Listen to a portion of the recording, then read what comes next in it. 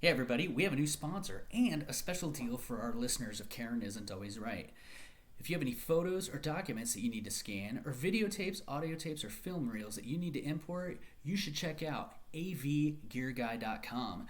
If you mention the name Karen Isn't Always Right when you order, you're going to get 5% off, and a portion of your order is going to help support the podcast Karen Isn't Always Right. All of those formats degrade over time and are sitting ducks in the case of fire or theft. Why not convert it all to digital? All your memories can be stored safely on the cloud or even a hard drive that fits in your pocket. AV Gear Guy has over 30 years of experience with all kinds of media, and they can accept orders from anywhere in the U.S. Don't forget to mention the name of Karen Isn't Always Right and get 5% off. For more details and to book, visit their website at avgearguy.com. That's avgearguy.com. Hey everybody, welcome to another episode of Karen Isn't Always Right. I'm your host Christopher, and today I bring you a very special guest. Charlie Street comes to us, and Charlie is a Cinemark legend, with his last role being in the service to others as the Vice President, Eastern Division for Cinemark Theaters. Today he shares not only his career progression, but also a few select Karen stories, and gives his insight and advice into how best to resolve some of the more difficult guest encounters. Even though I've never worked under Charlie's leadership, unbeknownst to him, he has still had a tremendous impact on me as a general manager. His devotion to both his employees and customers is what makes him such a fantastic leader, in my humble opinion. Not only that, but he's also a fantastic artist, as he's turned his focus to painting during retirement. Fun fact, I also credit him with my being able to meet Ron Howard and Brian Grazer back in 2002. So much respect for this guy, and I simply can't wait to share this episode with you. So, here we go.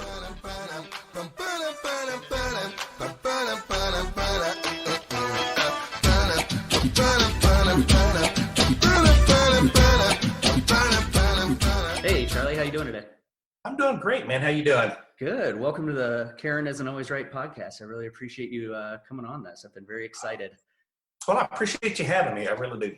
Yeah. So, Charlie, tell me kind of, or actually tell our listeners kind of who you are, and maybe a little bit how we know each other, and kind of your background a little bit. Oh yeah, sure.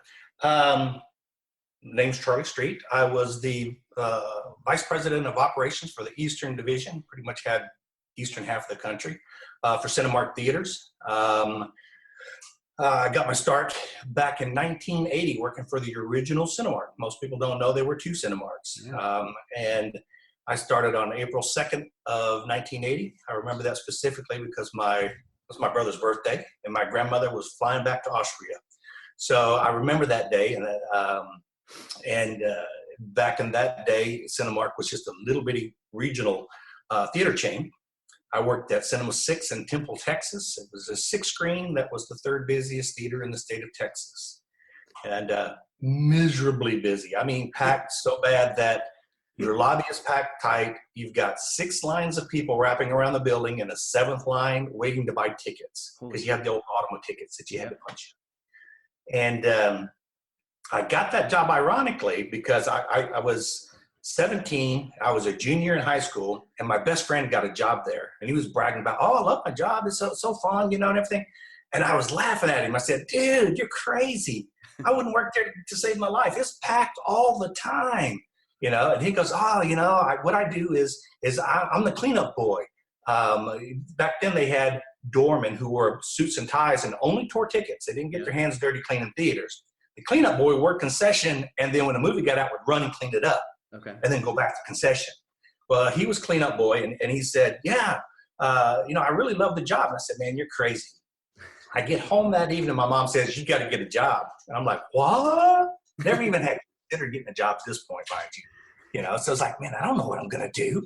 So I tell my friend the next day, he goes, "You know what? I think they're still hiring. They need another cleanup boy." And I said, "Well, you know what? I don't really want the job, but I'm going to go and have my mom take me so she knows that I'm looking. She sees I'm looking for a job, but since they just hired me, probably they won't hire me. And I won't have to work there, and I'll get my mom off my back." And wouldn't you know it, I get in there, I do an interview. The manager tests my math skills, because you didn't have cash registers. You had to add everything in your head. So she tests my math skills, gives me a little math test. I blow through it. She hires me on the spot. So it's like, oh, crap. So I get hired on the spot. They put me to work. I blow one of my first transactions, and the lady looks at me and says, "If you wanted to keep the extra change, you should have just asked for it." I thought, I want to quit. So do you remember what movie opened that day, or what movie was that?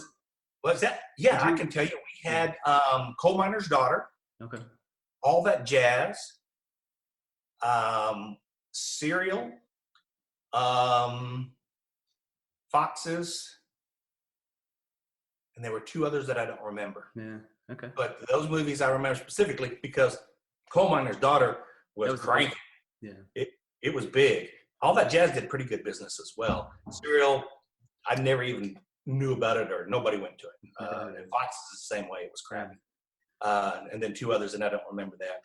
But at any rate, I did make it through my first day, and I went on to kind of shoot up. I went through every position. Cleanup boy was the low man on a totem pole. And of course I was concession, and then box office assistant manager, projection assistant manager. And then within 2 years, I opened my first new theater as the general manager. So I was 19 years old. I opened Cinema 5 in Temple for Leroy Mitchell and the original Cinemark.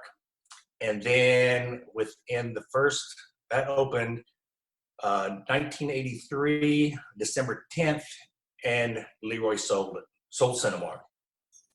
I was like, oh, crap. So I stayed on there and was working for Plitt at the time. Hated them. Hated everything about them. Why? So just they were horrible. I mean, one thing, they didn't clean auditoriums at all. What? They didn't clean. You just literally, the people that I was working with, and maybe another Plitt theaters they did, but in these theaters, they didn't clean between the movies. And so it just was a mess. And the way they ran it, they just ran it to the ground so bad, it was an embarrassment. I didn't want my name attached to it. Yeah. And so I stayed on as a projectionist because I was going to college, Temple Junior College, where I got my degree there. I worked for him for a while. And then 1987, I get a phone call. I'm in the booth running the movies, and I get a phone call. Charlie? Leroy? Yeah, I built a theater down in Round Rock. I want you to go down and take a look at it. I said, okay. And I went down and took a look at it. And long story short, March 27th, 1987, I came back to work for Cinemark.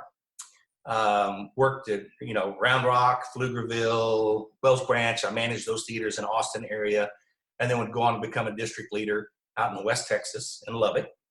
I had 9 theaters there from Albuquerque and then, Amarillo, Plainview, all that.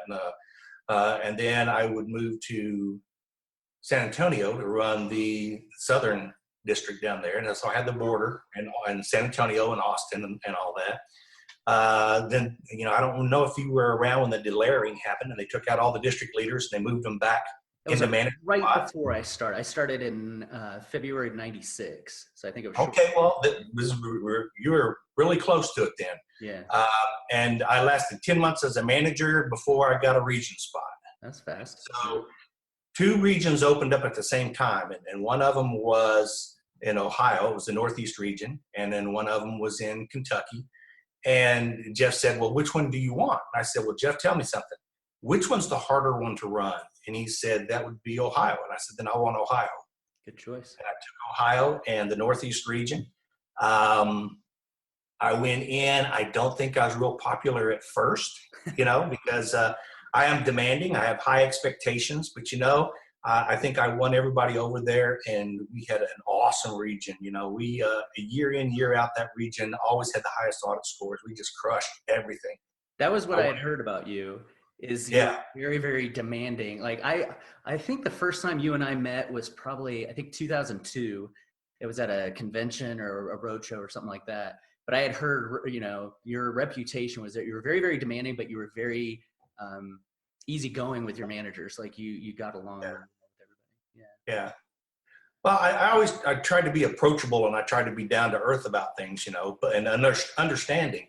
And when it came to states and stuff, my first question wasn't always to berate. I never berated them. My first question was always, what do we learn from it? And how do we keep that from happening again? Sure. So that was always my question kind of thing, but I didn't have much patience for people who make mistakes on purpose.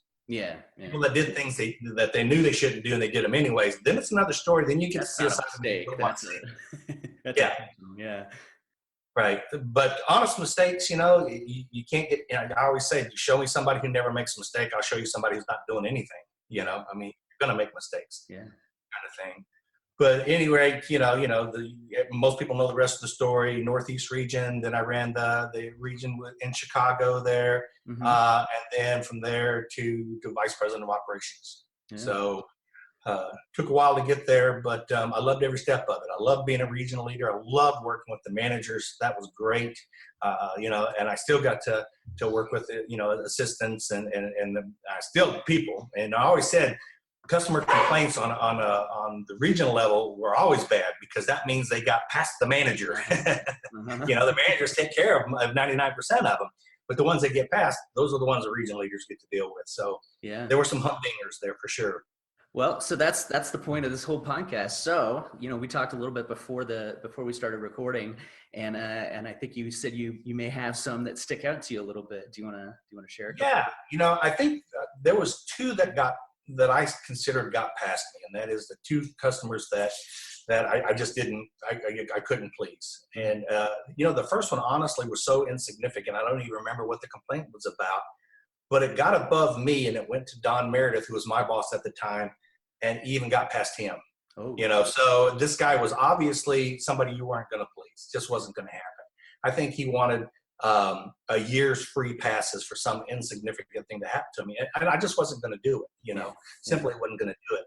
And the other one I remember because it was a lady that found a piece of bubble gum in her popcorn, and she was livid and irate and wanted the manager fired. And I said, I can't fire the manager.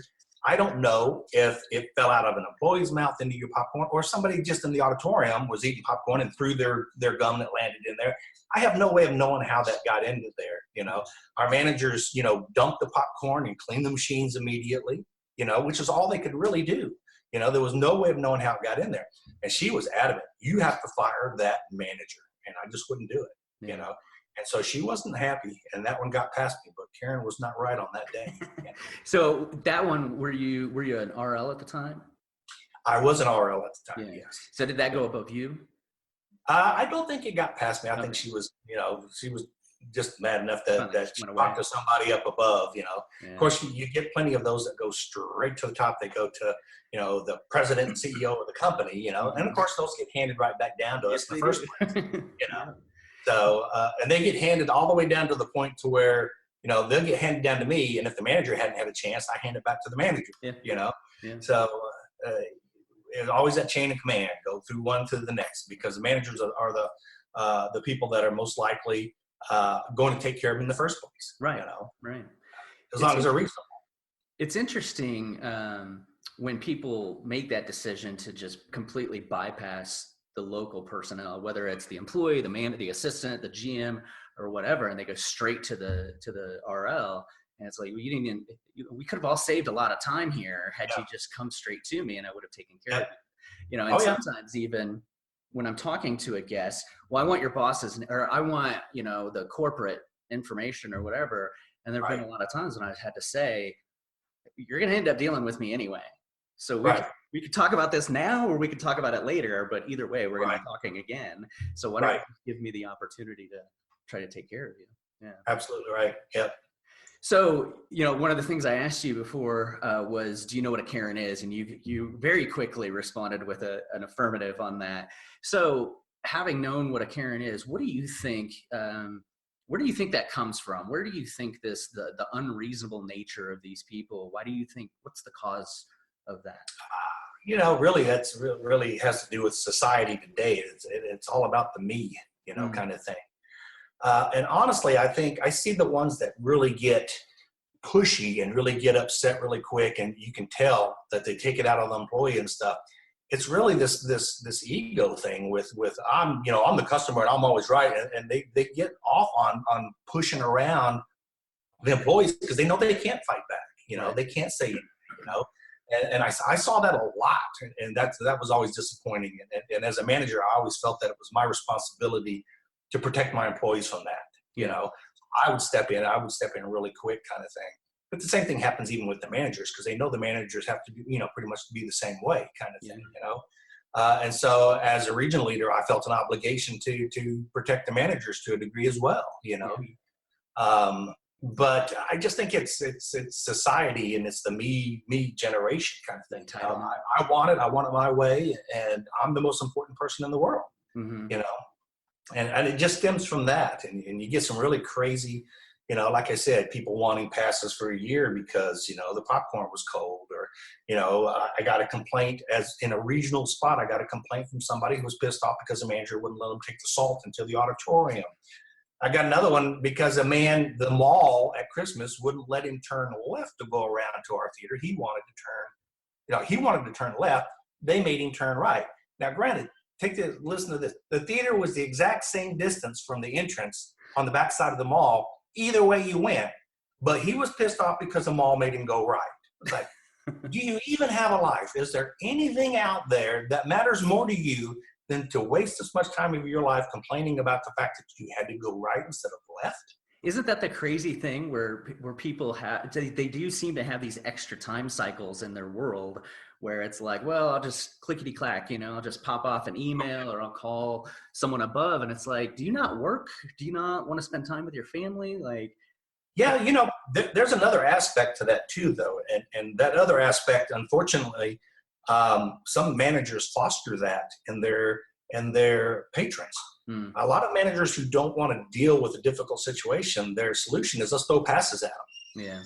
Yeah. And the go-to solution always is, oh, I'm so sorry. Here, let me give you 2 passes. I'm so sorry. Let me give you 2 passes. Well, what you're doing is you're educating your patrons, and you do that at every theater. You educate them how things are done at your theater, kind of thing. Yeah. And once they know that, hey, all I got to do is find something to complain about, and I'm going to get free passes. And all you've done now is create an environment where more and more people, are asking for passes, rather than being sincere, listening, and correcting what they had, what they were upset about.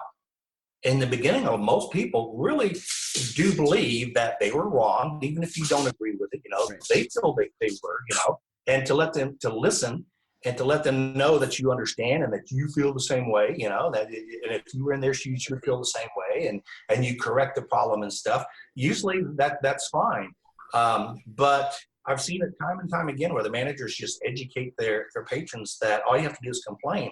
And let me give you a perfect example. I was in Albuquerque, New Mexico, one of our theaters, and I was in plain clothes because I was off, but I was visiting the theater, and I was standing in line behind 2 little old ladies, and one little old lady said, I've been here 11 times in a row, and I've never had to pay for the movies. All I do is find something to complain about, and they give me passes.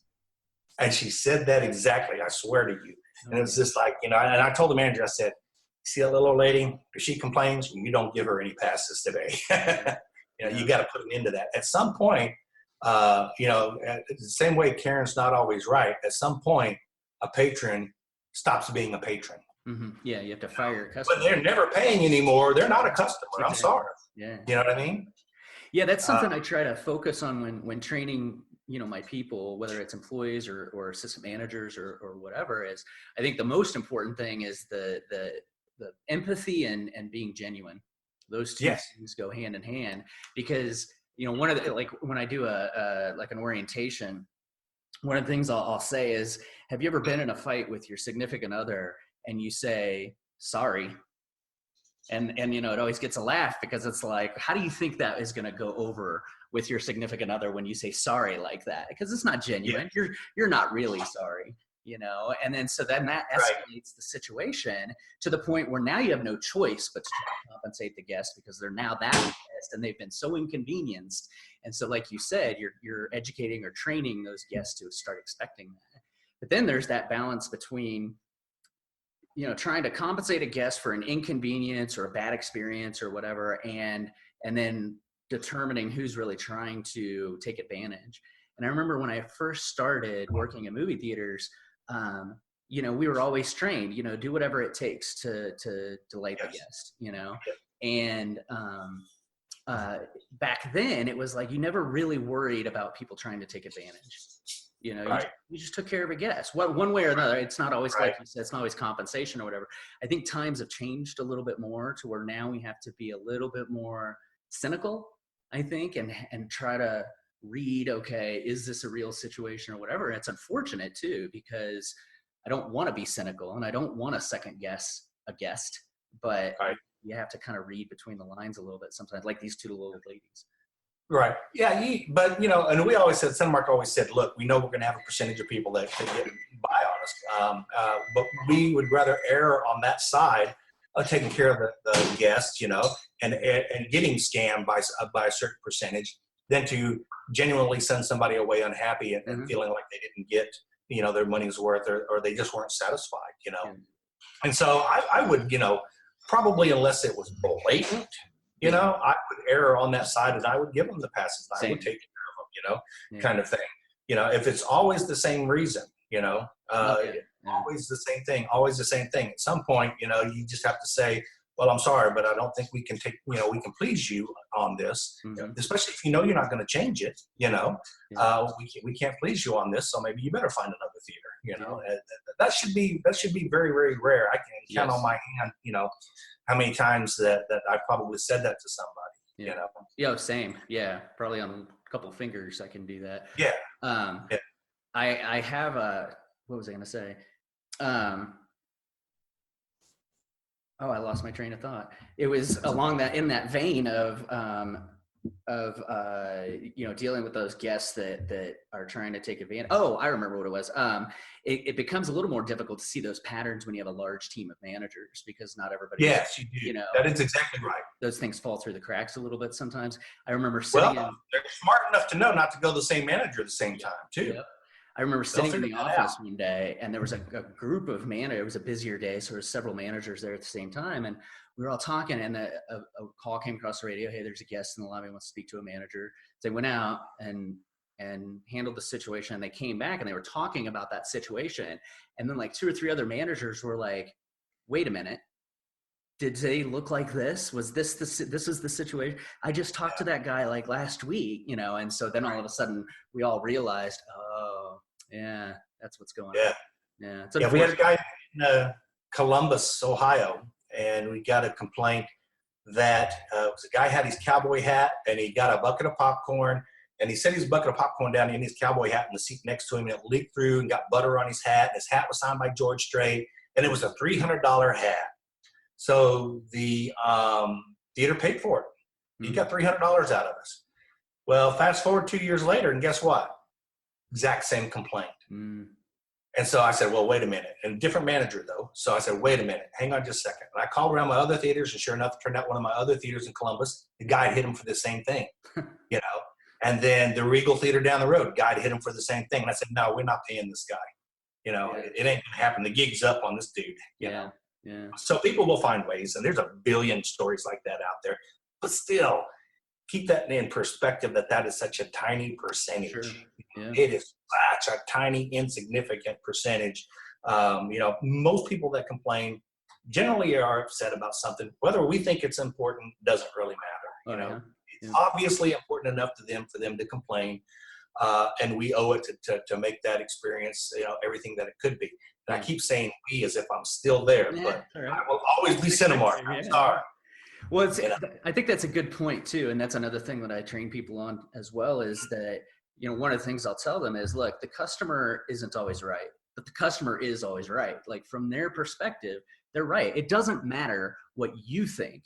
It matters what they think. And you have no idea what is going on in their life and in their world and what led up to that situation. Right. All you know is this is a situation in which they were inconvenienced or something didn't go right or whatever. So stop trying to be right, and it's like it's the old thing that we have a poster for of win the customer, not the argument. Yeah.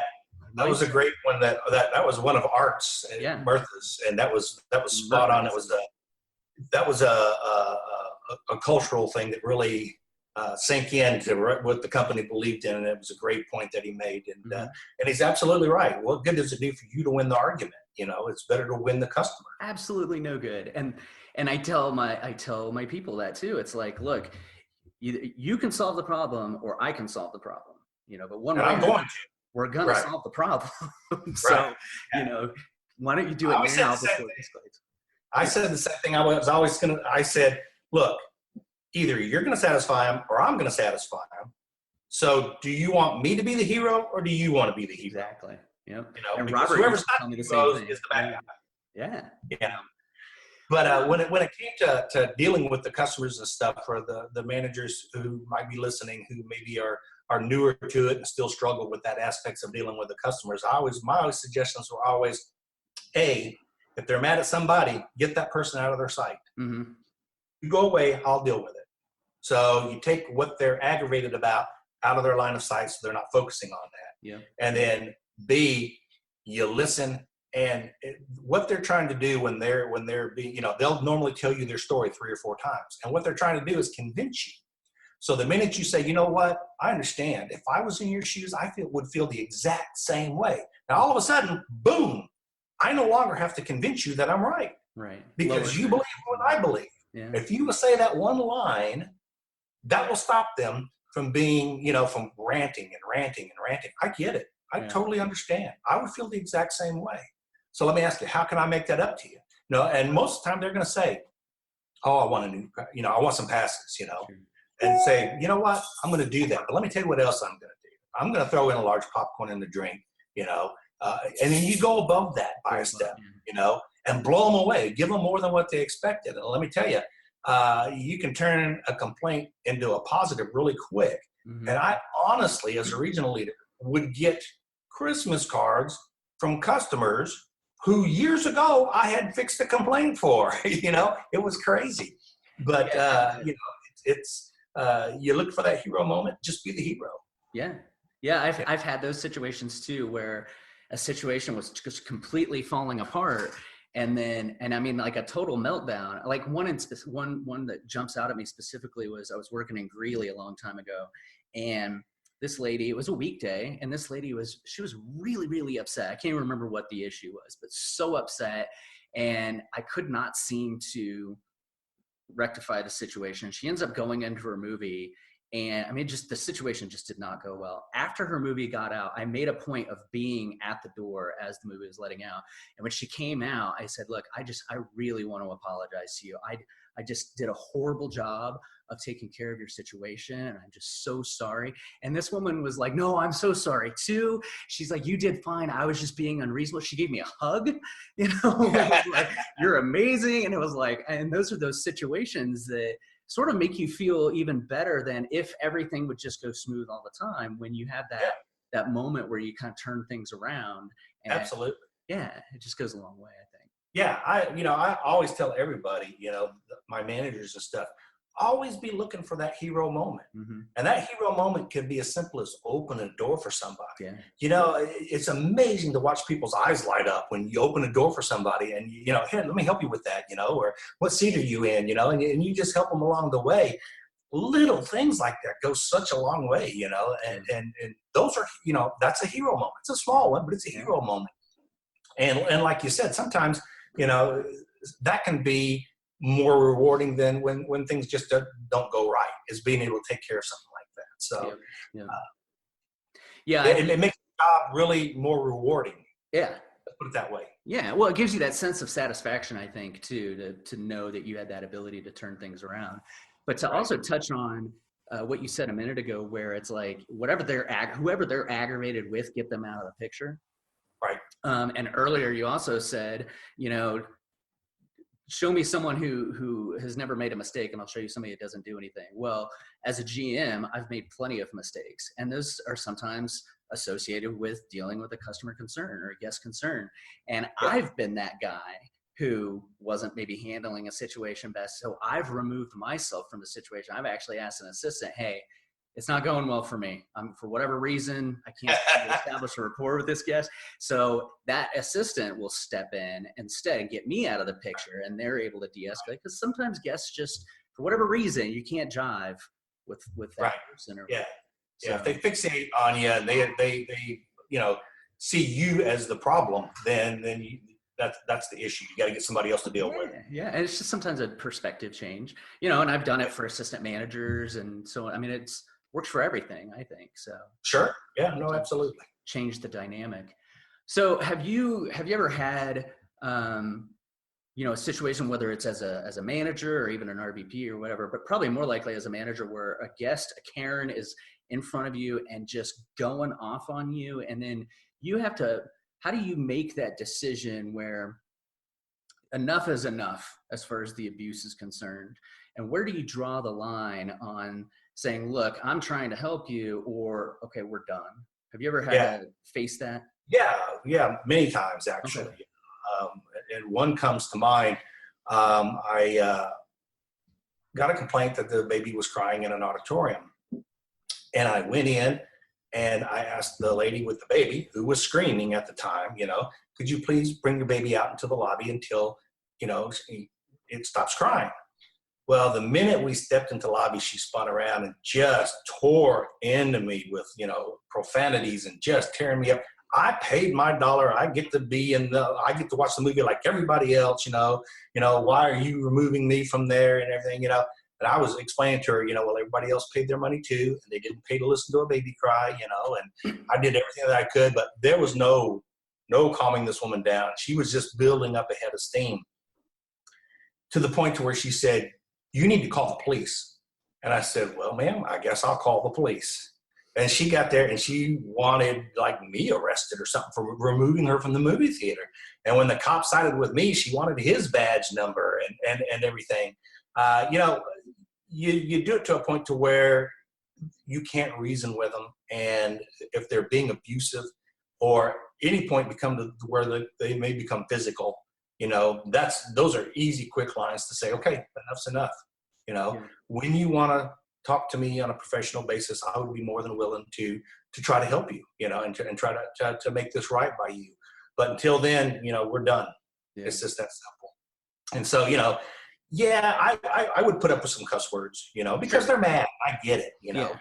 And in some places, New Jersey comes to mind, where the first day I walked in there, I walked into the hallway and the guy's coming down the hallway and he's screaming, turn up the mother effing volume. And he's screaming at me. I'm like, maybe we want to turn up the volume. And I said, what's that guy's problem? The manager goes, no. That's just how they are here. Yeah. To them, that's not even angry. That's how they talk. That's just normal, So I put up with quite a bit if I thought they'd get physical or when they stopped listening and, it was pointless to try to say anything and there was no consoling them. At some point you have to say enough's enough. And how long are you going to let that go on in your lobby and letting other customers see that and ruining their experience? Yeah. You know what I mean? Yeah.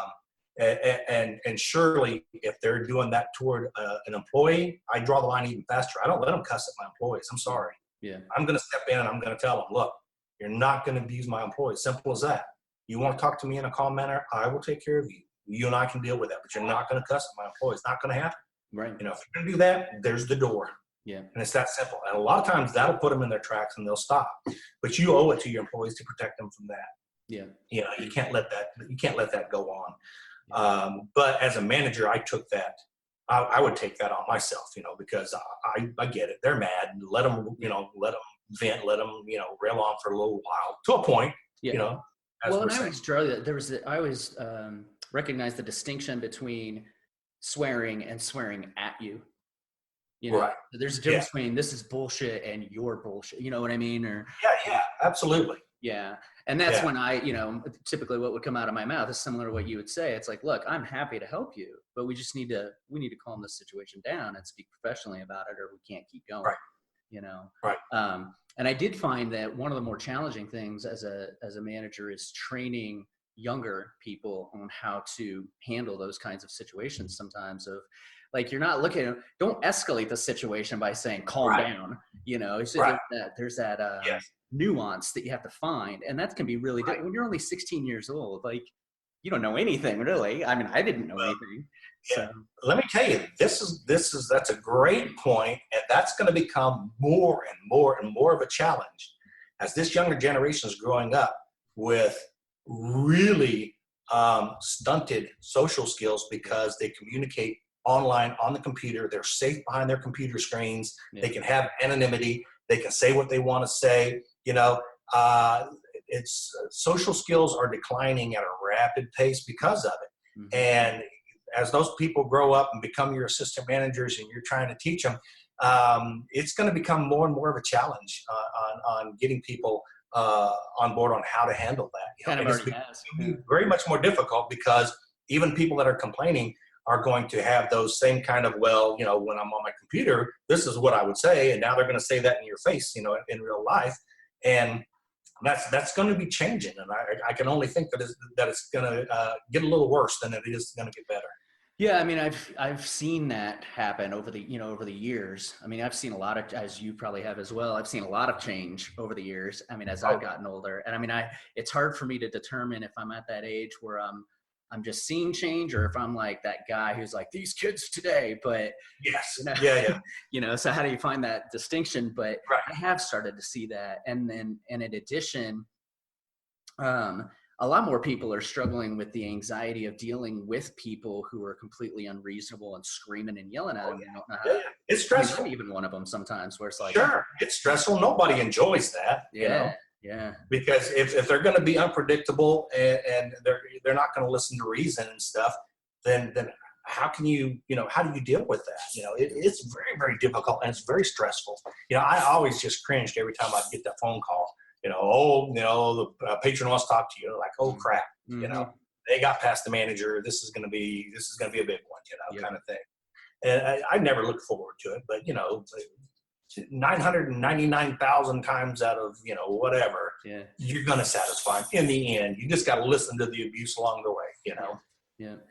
Yeah.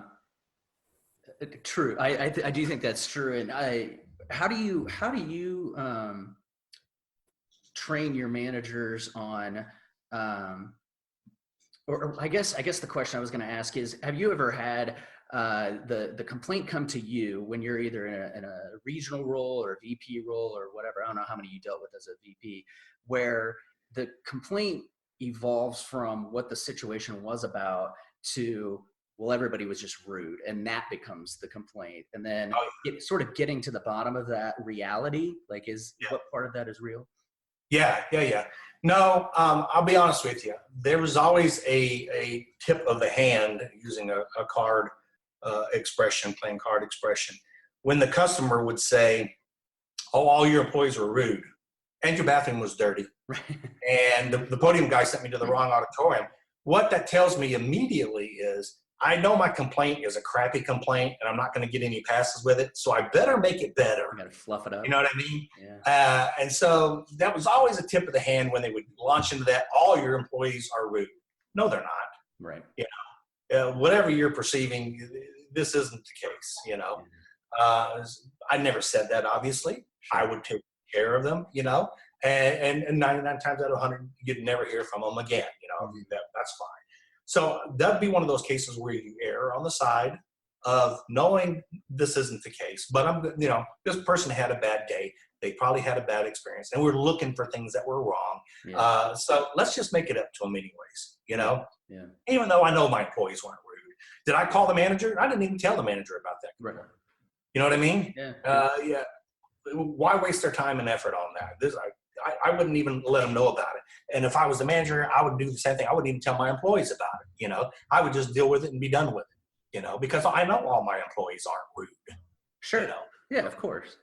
I found that seems, and I think it's a regional thing sometimes, because like you said, if you're on the East Coast, sometimes they're just accustomed to certain things.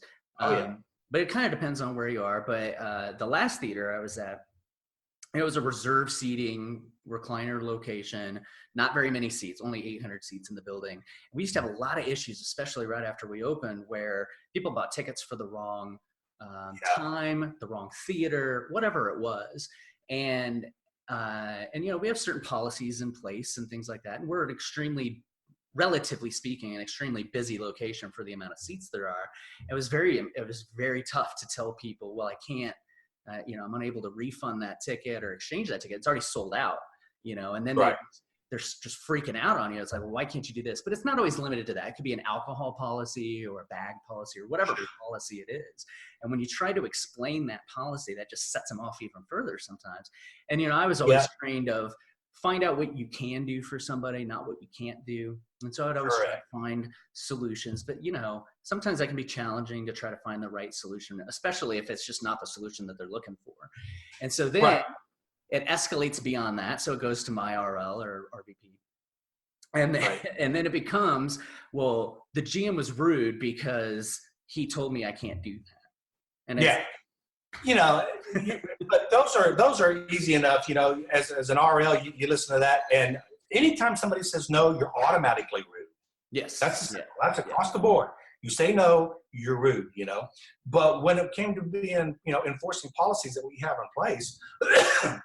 Some of them, especially dealing with alcohol, where there's legal ramifications and stuff, where there is no leeway of saying yes, letting a underage kids into an R-rated movie, no, it's not going to happen. Yeah. And you just got to back that, and you just got to know that your boss has your back and they're going to back that. And they can take it up as high as they want. And the answer is going to be the same. And they're going to either have to make the decision, well, okay, if I go to this theater, I know that my 6-year-old can't go to an R-rated movie by himself. They're just going to have to know that, and then make the decision. Do I do that, or do I let him go to the other theater where they don't care and they just take his money? Yeah.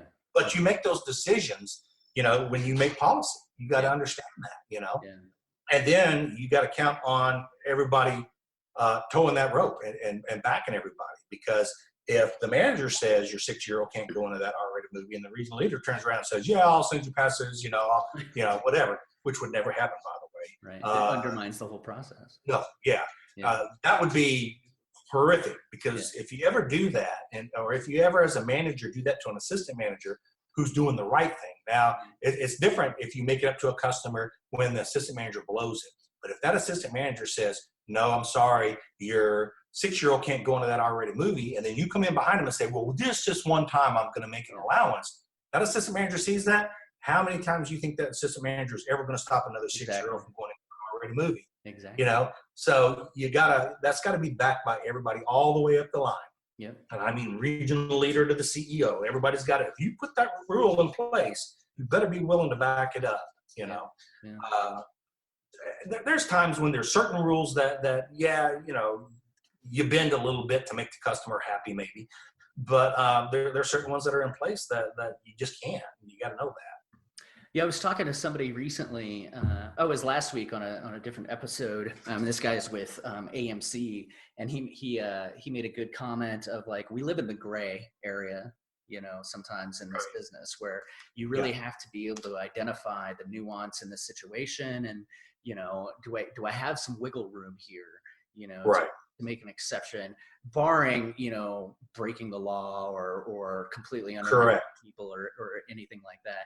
I had a friend who, he's a good friend too, and he was a GM for a long time, and he had a very difficult time assessing or identifying that nuance. He was very by the book, and it was like, well, this is what it says, so I have to stick exactly to this. And it's like, yeah, bro, you've got to be able to be flexible sometimes.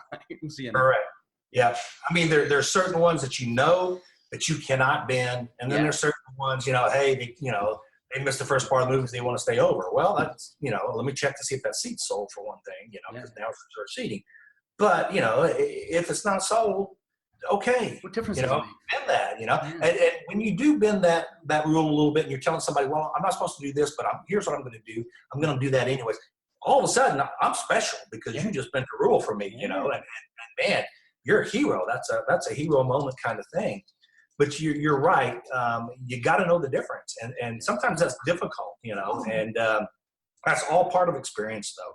Yeah. And that's all part of putting in your years and dealing with it on a case by case basis. Yeah. And like you said, sometimes you make the mistake, and then you learn from that ramification, but you're better next time around because of it. Go ahead. My biggest customer compliment, or my first customer compliment actually, when I was as a GM, was back in 1998. And this was a theater in Overland Park, Kansas, where I got my start. And I remember that theater didn't open until 4:00 in the afternoon every day on the weekdays. And I remember I was there early. It was like 2:00, something like that. I'm walking through the lobby, and there's these two little old ladies knocking on the door. And so I walk over there, open the door, and I know some people who would have just kept walking Oh, So I yeah. opened the door. And Don't I'm like, deal, yeah. yeah. You don't want to deal with them if you're not Right. open. But they're like, I was like, how can I help you? Oh, we thought you had a movie starting at 2:00. And I'm like, no, unfortunately, we don't open till 4. First movie's not till 4.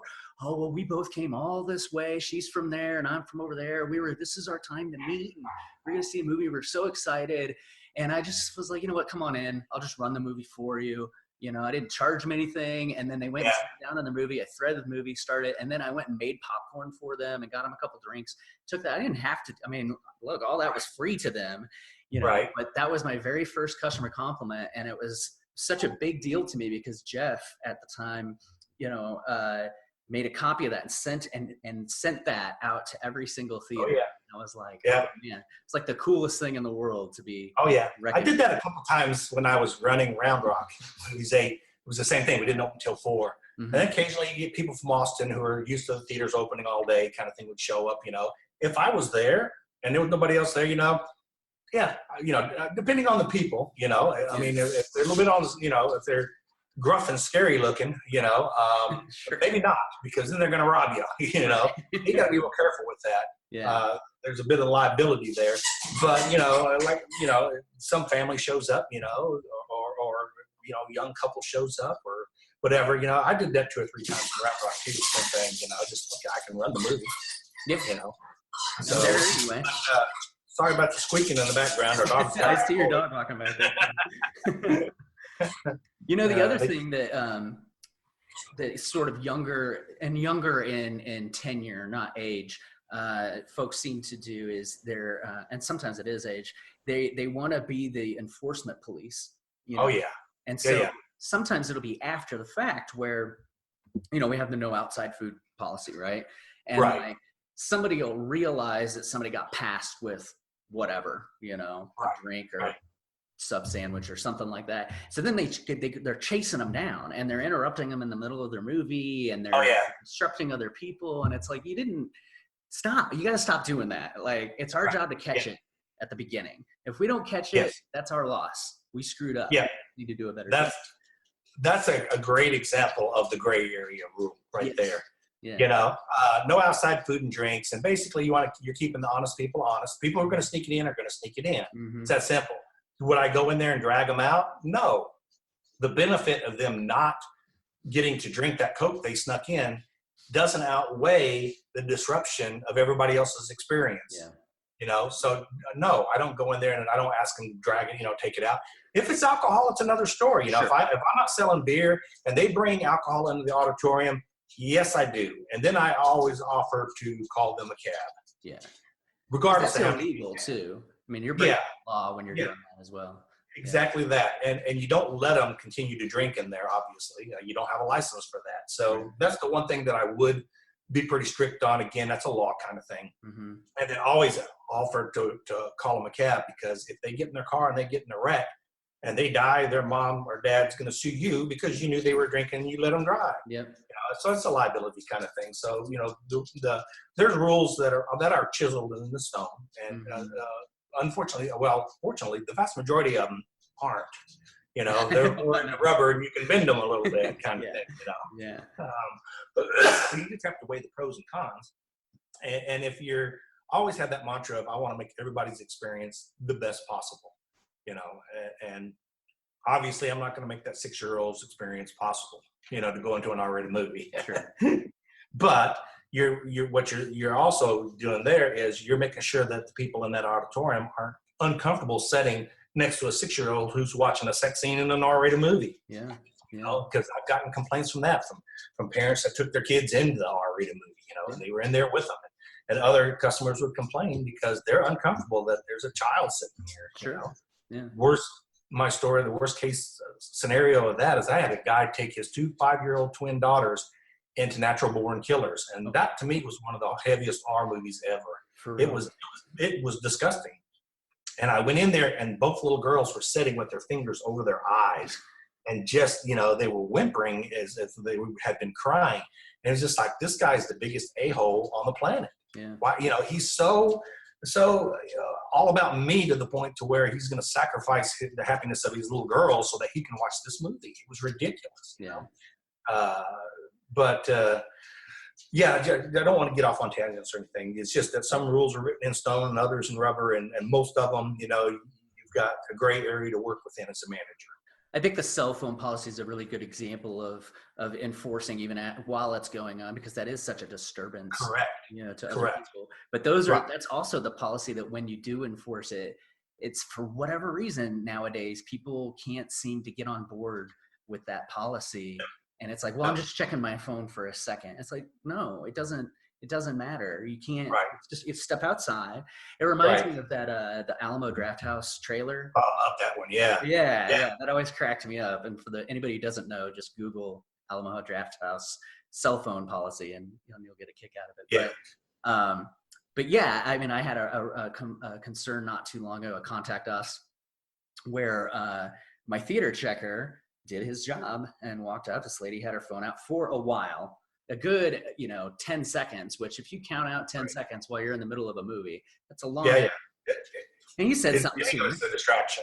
Yeah, he said something to her, and so the concern came through, but not from the woman who had the phone out. It was from her friend, and her comment was, "How dare you interrupt us and treat us like children?" To which, and that's just so rude. To which it's like, well, and my response was pretty matter of fact. This was not a situation where I was going to offer passes, because it's like, look, you broke the policy. You're disturbing other people. It's like, this is what our policy is. So you can either follow the policy, and I'm paraphrasing, but you can either follow the policy or not come back. I don't know what to tell you. Yeah. The thing about watching a movie is you've got to, in order for that experience to be what it's meant to be, you got to immerse yourself in it. You got to suspend belief, and you got to, be in the movie, Mm-hmm. And anything like the flashing of a cell phone, even if it's for a second, draws you out of that, and it breaks that illusion. Yeah. And I always use that as a way to explain it, and so even so much as just that flash of that, can do that, and it's disruptive to everybody, but that's a everybody problem. I'm telling you, it's not just kids. I went into a movie that had nothing but senior citizens in it, and was shocked to see how many senior citizens were on their phone during this movie. It's crazy. It was crazy. Yeah. But how dare you say something, right? Yeah. Oh, absolutely. Yeah. Well, I always did. That didn't faze me a bit. I always did. Even when I was in the VP role, if I was visiting a theater, somebody was on a phone, please, can you shut that off? It's disruptive to the environment, But it's always that look of shock that you see on their face. Oh my gosh, I can't believe you said something to me. Oh yeah. It's like the number one complaint. It does blow my mind a little bit about how caught off guard people seem to be when it comes to certain policies. Like the rated R policy is an example. I can't tell you how many parents I still come across that are like, well, I just have never. And it's like, how do you not know about the rated R policy? Oh yeah. It's been around for as long as I've been in theaters, which is like 30 years. So. Oh yeah. It's been around since the late 60s, 68, 68. But the one I always got was, well, they see worse at home. Or the second one was, oh, they've gotten in here before, right. and that's a common one. Why can't they go now? Yeah. Or, they get it at AMC down the street, those were the three big ones that I would hear, Yeah. But, hey, not going to happen today. You can, That's right. So. Well, hey, we're coming up on an hour. Before we wrap this up, though, there's probably, as you are a Cinemark legend, there are probably a lot of other GMs or even assistant managers possibly listening to this. Is there any? I'm going to put you on the spot. Any words of wisdom or anything that you want to share before we end this? Just the last thing that I would say is just never lose sight of what you're doing, why you're there. And all the times that get heavy, all the times that things don't go right, or the customer's complaints, don't let that ruin your day or your experience. And as a manager, let me tell you, I was there for 38 years, and even toward the end, I was going to the Grapevine Theater to watch a movie, and the guy in front of me was there with his son, who was probably 4, 5, 6 years old, somewhere in that neighborhood.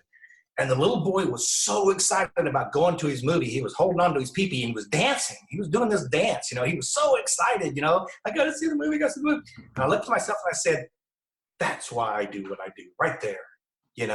You are in an environment unlike anywhere else. Nobody's excited about going to the store, like that. Nobody's excited about going to, the grocery store or wherever else, outside of maybe a concert or something. They're coming there. They're excited to be where you're at. So, just focus on that, and that just don't lose sight of why you do what you do. You're really blessed to be in an industry of entertaining people, bringing great joy to people, and you're a huge part of that, and you're very important about that. So that would be the last thing that I would end on. That's awesome. I really appreciate that. And I really appreciate you coming on the show. It was sort of I did that on a whim, contacting you. I was talking to my wife, and she, as I said, speaks very, very highly of you. And I was like, I wonder if I should reach out to Charlie Street, because he'd be amazing to have on the show. And so it means so much to me that you were willing to do this. And if you're ever interested in coming back on again, I just want you to know there's an open invitation for you. So I appreciate that greatly. I really do. I just want everybody to know that I dearly miss my relationships with my managers and assistant managers, the staff, my peers in the home office. I miss everybody greatly.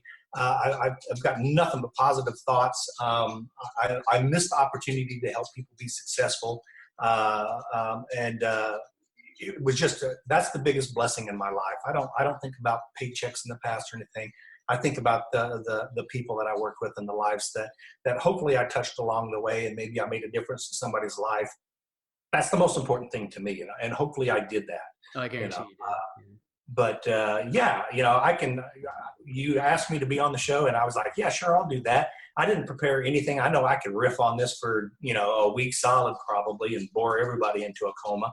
But anytime you want to discuss anything or whatever, I'm retired, so I'm here. My thumbs are ripped from all the twiddling they've been doing here lately. So just let me know. I will. We'll talk to you later, and hopefully we'll see each other down the road somewhere. I hope so, and I appreciate it. All right. Thanks, Chris. Thanks, Charlie. All right. Take care, brother. You too. That's the podcast, folks. If you're a fan of Karen Isn't Always Right, you can show your support in two ways. First, please share with your friends and get them listening. Also, please feel free to donate by going to anchor.fm/Chris-Fry, that's Frey, /support. Please visit KIARpodcast.com, KIAR podcast.com, and follow us on Facebook, Instagram, or Twitter. New episodes are posted weekly on KIARpodcast.com, Anchor.fm, Spotify, Apple, and pretty much wherever you can listen to a podcast. The views and opinions on this podcast are solely that of the guest and the host and are not representative of any organizations or individuals. Thank you so much for listening, and we'll see you next time.